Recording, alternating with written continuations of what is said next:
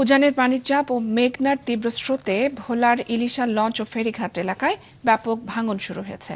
নদীতে সংরক্ষণ প্রকল্পের শত শত সিসি ব্লক ধসে যাওয়ায় একটি ঘাটে যাত্রী ওঠানামা বন্ধ করে দিয়েছে বিআইডব্লিউটিএ। এ নিয়ে আতঙ্ক বিরাজ করছে স্থানীয়দের মাঝে। ভোলা জেলা রিপোর্টার হামিদুর রহমান হাসিবের তথ্যচিত্রে ডেস্ক রিপোর্ট। ভোলা সদর উপজেলার ইলিশা লঞ্চ ও ফেরিঘাট এলাকাটি দ্বীপ জেলার অর্থনীতি ও যোগাযোগের অন্যতম প্রাণকেন্দ্র। সেখানে গত 14 জুলাই ভোররাত থেকে মেঘনা নদীর তীব্র স্রোতে 4 স্তরের প্রায় 20 মিটার এলাকার শত শত সিসি ব্লক নদীগর্ভে বিলীন হয়। আরও 10 মিটার এলাকায় দেখা দেয় বড় ফাটল।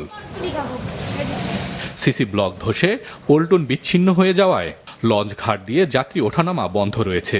তীব্র স্রোত ও জোয়ারের পানির চাপে ফেরিঘাট প্লাবিত হওয়ায় বিঘ্ন ঘটছে যানবাহন ওঠানামায়।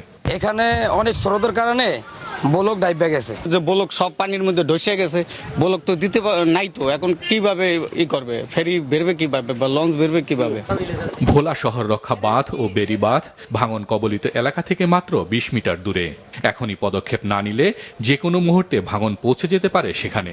চরম উদ্বেগ ও ঝুঁকির মধ্যে দিন কাটছে আশেপাশের 3টি ইউনিয়নের বাসিন্দাদের। আমরা এখানে ইলিশে হাজারো পরিবার থাকি, সামনে আমাদের একটা কাঁচা বেরি আছে। যদি এই ব্লকগুলো ডেবে যদি বেরিটা ভেঙে যায় তাহলে বেরির ওপারে কিন্তু হাজারো পরিবার আছে যারা পানিতে প্লাবিত হয়ে যাবে। আমরা বেরির পাশে থাকি, এই যে নদীতে ভাঙ্গা যাইতেছে, আমরা যে যামু যাওয়ার মতো আমগো কোনো পথ নেই। এলাকা পরিদর্শন করে দ্রুত জিও ব্যাগ ফেলে ভাঙন রোধের কথা জানান পানি উন্নয়ন বোর্ডের নির্বাহী প্রকৌশলী।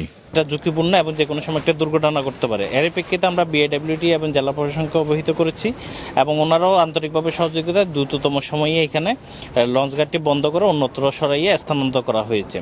পাশাপাশি এই সময় এই লঞ্চ ঘাটটি পন্টনটি যখনই সরানো হবে দ্রুততম সময়ের মধ্যে আমরা এখানে জিও ব্যাগ ডাম্পিং করে পর্যাপ্ত ব্যবস্থা গ্রহণ করব। এর আগে 2023 ও 2024 সালে একাধিকবার একই এলাকায় সিসি ব্লক ধসে যায়। তাই দীর্ঘমেয়াদী নদী শাসন প্রকল্প বাস্তবায়নের দাবি স্থানীয়দের। মাছরাঙা নিউজ ডেস্ক।